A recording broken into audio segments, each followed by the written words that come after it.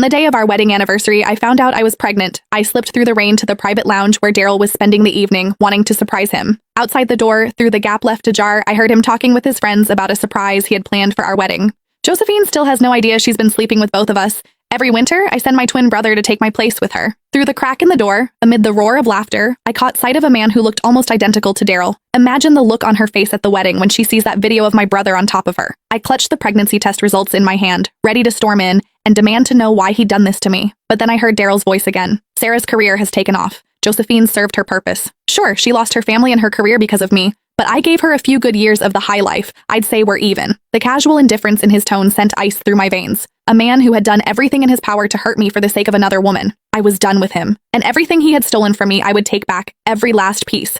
Inside the private lounge, the men kept egging each other on. Come on, Daryl, you've lost 3 rounds of dice in a row.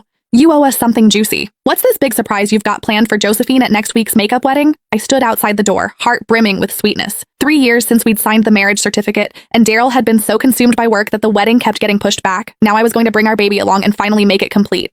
Ha! Bro, Josephine is such a fool. She has absolutely no clue you've got an identical twin brother. What do you guys think? If she finds out at the wedding that the man keeping her warm every winter was actually me, and then she sees our little bedroom video, will she lose it right there on the spot? The laughter inside swelled even louder. My legs buckled, and I nearly collapsed. I stepped forward, pressed myself against the door frame, and peered through the gap. Beside Daryl sat a man with the exact same face. Daryl leaned back on the sofa and clapped him on the shoulder. Vincent Sanchez, I owe you for these past 2 years. Your visits made it possible for me to be with Sarah. The man exhaled a stream of smoke, the haze blurring his features.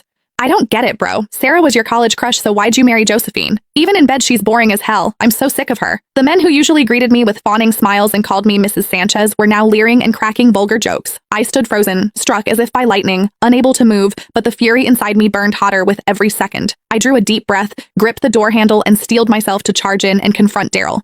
Then the words from inside stopped me dead. I was only ever with her for Sarah's sake. At the sound of that name, my fingers tightened around the pregnancy report until the paper crumpled. There was a tenderness in Daryl's voice I had never once heard before. Sarah went abroad right after college to chase her dream of becoming a jewelry designer. By the time I wanted to go find her, she'd gotten married. Later, when the international jewelry design competition came around, Sarah was so anxious about Josephine entering the same contest that she couldn't sleep.